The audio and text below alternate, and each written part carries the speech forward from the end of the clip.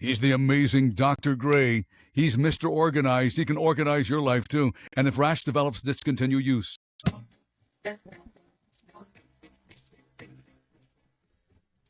This is the world famous Strictly Business Show with Dr. J, the sexiest business show in the world with all the business moves you really need. Strictly DOCTORJ.com. Hope you're having a beautiful morning. And today I have a very special guest. He's a comedian and a believer, if you can believe that or not. We'll get more into that.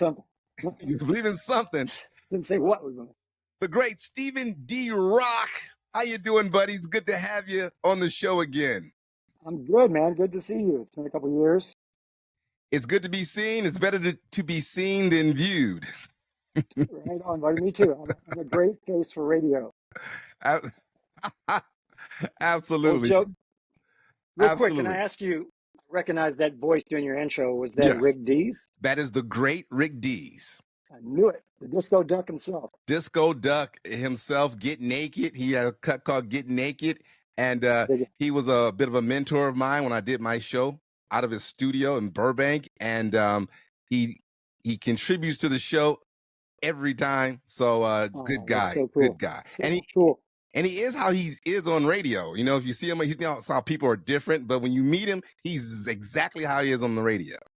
He seems like a straight up dude. When I first moved to LA a million years ago, he had a talk show. Remember that? Yeah. Into the Night. Into the Night. Yeah. And I think Gene Simmons was his guest. So growing up in Kentucky, you know, Kiss was cool. And matter of fact, one time I had a tennis racket. I was home with my little sister, had a single mom, worked her butt off, 3 sisters, and I was the hellion boy. And I was playing Kiss record and had a tennis racket, and I was making my little sister watch me. I'm going to be a rock star, watch this move.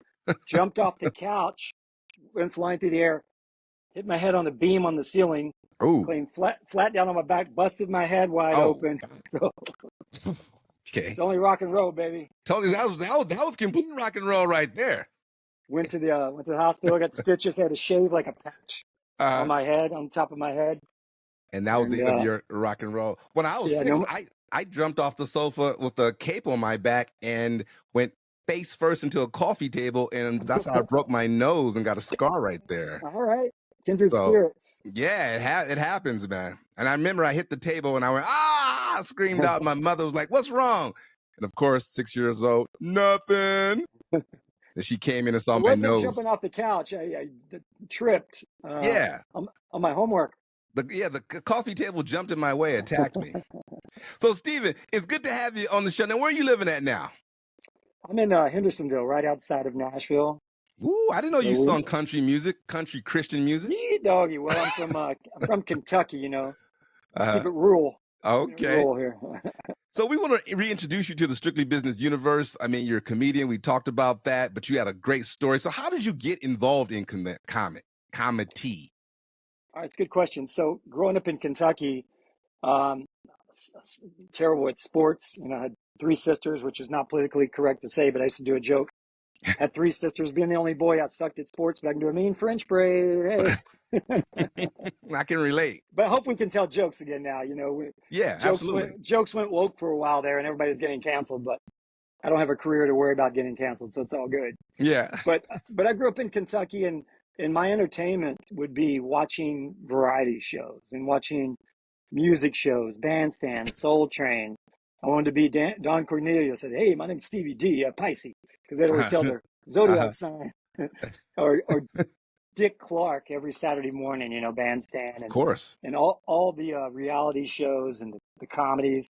And so I just dreamed of someday being in television. I didn't know anybody in entertainment, didn't know anybody on radio, television. So my whole childhood, I was just dreaming of how can I get the heck out of here. Yeah. So the journey took me from Panama City Beach, Florida. They call it the Redneck Riviera. So when I was in the 11th grade, I'd never been on a vacation. We were poor, and a friend's parents invited me to go with them for spring break in Panama City Beach. Okay. And I was like, man, it was like paradise. I saw nightclubs and people DJing and dancing and bikinis. And I was like, oh man, I'm going to move down here. So there was 11th grade, and I set my mind to it. I went back and told anybody that would listen, you know, I'm gonna move to Panama City Beach. I'm gonna be a DJ, man.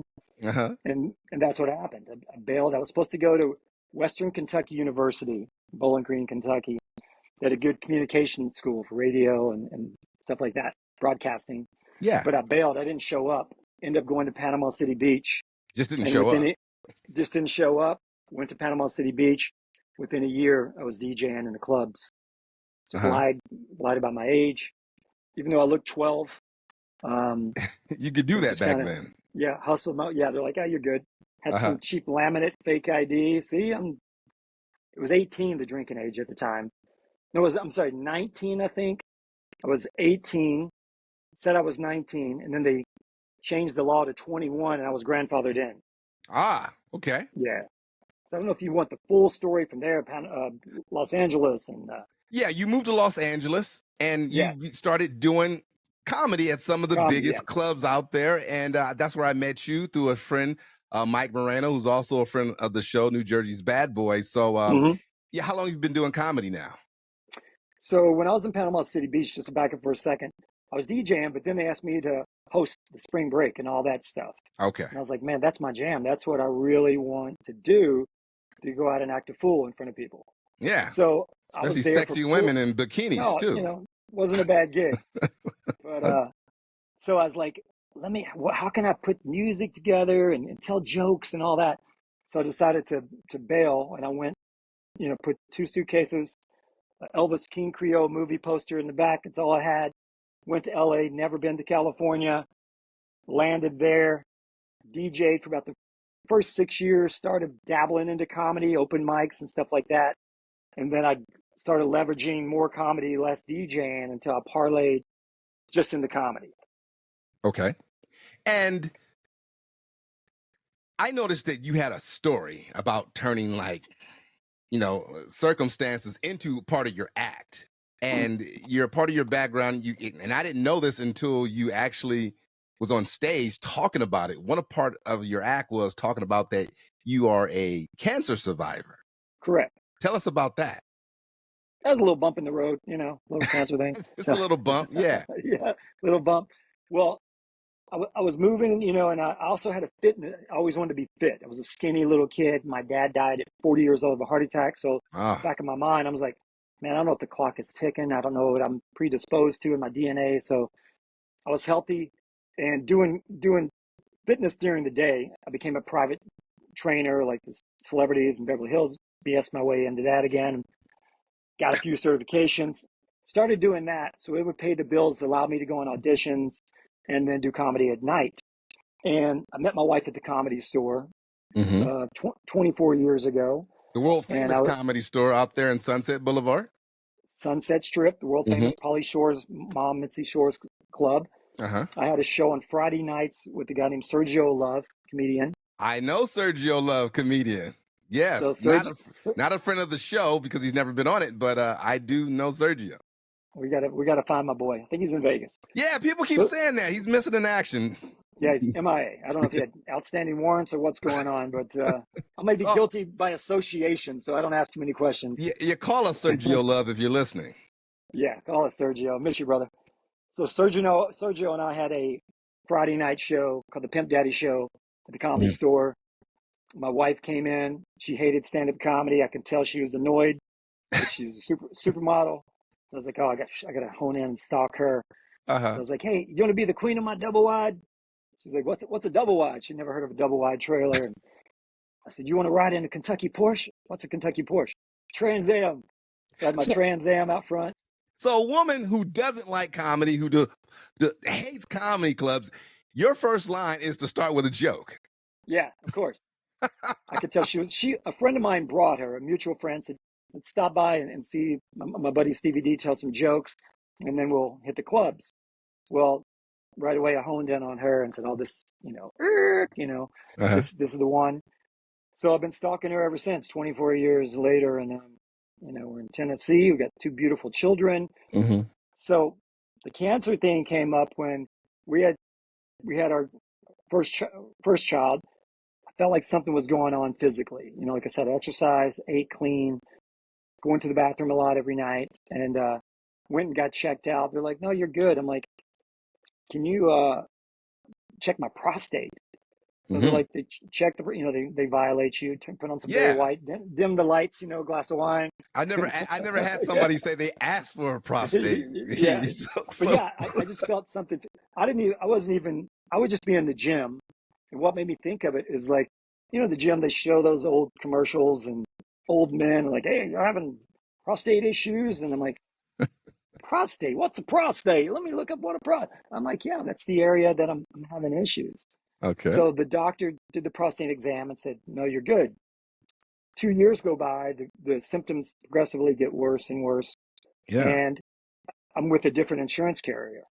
So I go in again for my physical, mention the prostate, and they said, "Oh, we won't know until you have blood work." I'm like, "All right, well, with the physical, you got to come back on a separate day, do your blood work." Well, I'm irresponsible, so I never came back. Mm-hmm. It was at the end of the year. It was like the middle of December. I get a call, and there's like, "Hey, Stevie, the year is almost up. You didn't come back in to do your blood work for your physical." So I did it. A few days later, I'm at home at night. I get a call.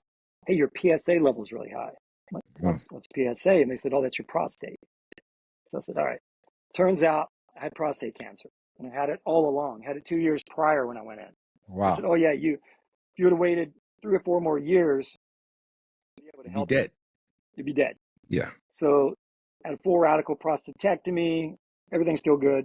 Plumbing still works, all that jazz. Uh-huh. But the silver lining was, in that 2 years, my daughter was born.